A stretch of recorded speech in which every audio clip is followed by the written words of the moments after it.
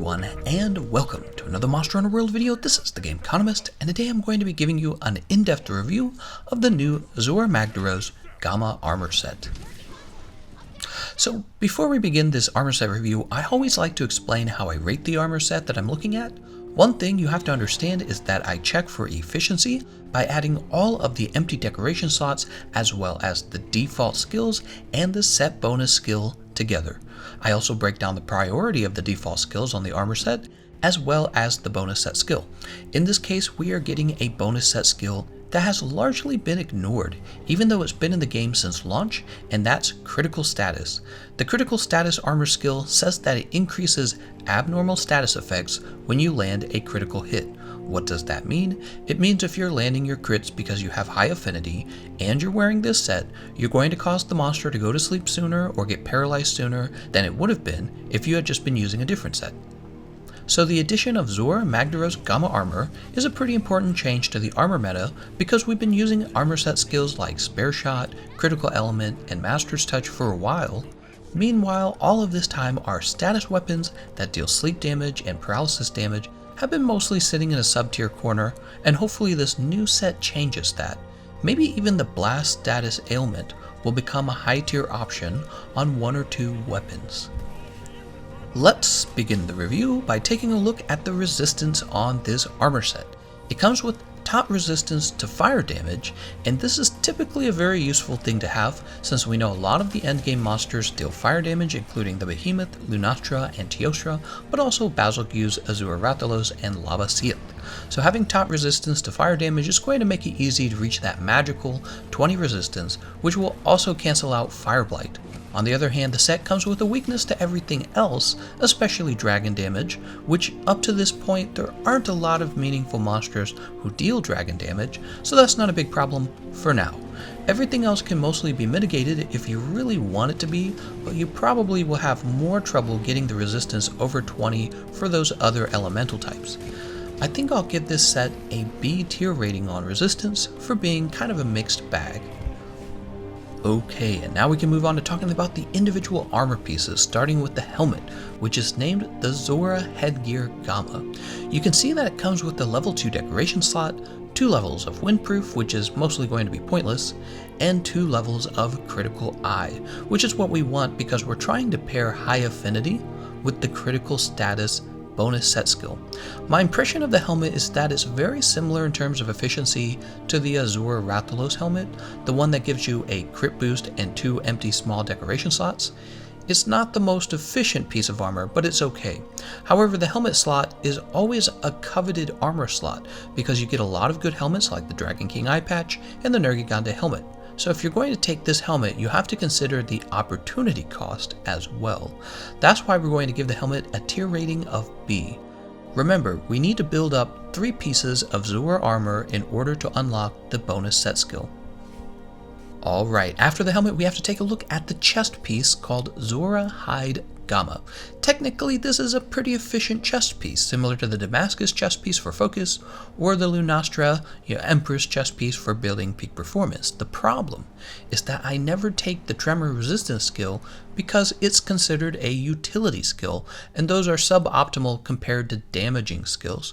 So the Zorah Hide gets dropped into C tier, and we're going to move quickly along to the next piece of armor.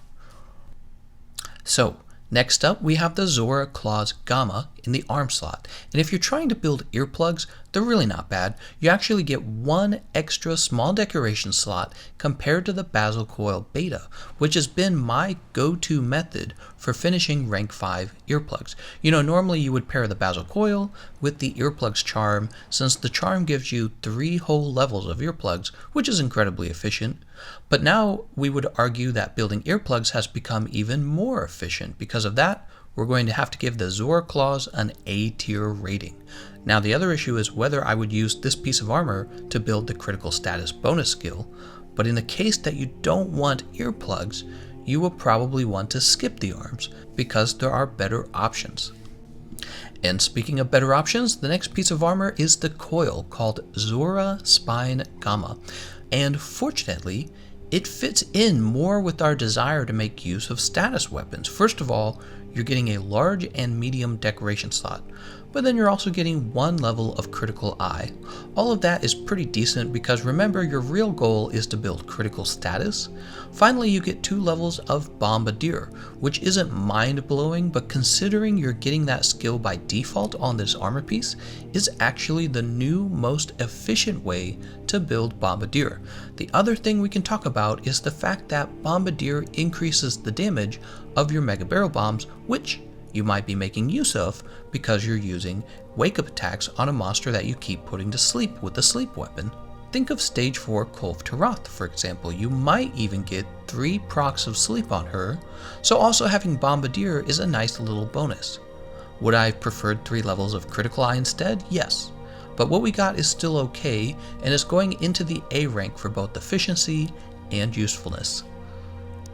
Last but not least, we have to take a look at the new legs, the Zorah Gama.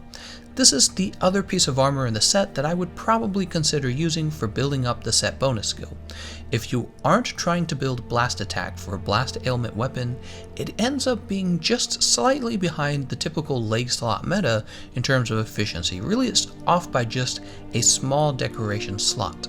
However, if you are trying to build blast attack, it ends up tying with the Kovtaroth Rat beta for having the highest efficiency for the leg slot. So this new set of legs will be a double boost to blast weapons, giving them a very efficient pair of leggings, as well as the critical status ailment, which should cause blast to proc more often on the monster.